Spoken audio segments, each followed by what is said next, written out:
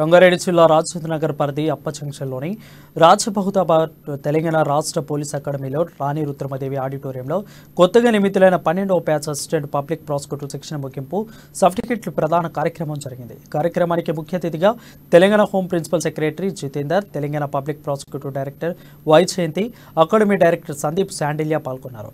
మొత్తం 87 మందికి సర్టిఫికెట్లు పంపిణీ చేశారు. నూతనంగా నియమించబడిన 87 మందికి పబ్లిక్ ప్రాసిక్యూటర్స్ తన విధులు సక్రమంగా నిర్వహిస్తూ ప్రజలకు న్యాయం జరిగే దిశగా కృషి చేయాలని పిలుపునిచ్చారు.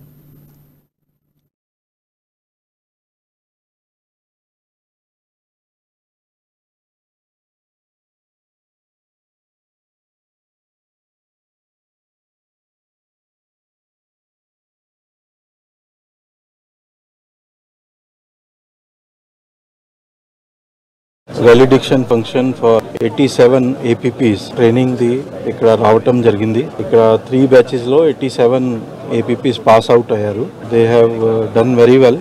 వారికి 3 months ట్రైనింగ్ కోర్స్ ఏర్పాటు చేయటం జరిగింది. ఇప్పుడు అందరికీ వేరే ప్లేసెస్ లో పోస్టింగ్ ఇవ్వటం జరిగింది. ఇంతకు ముందు కొన్ని వేకెన్సీస్ ఉండేది.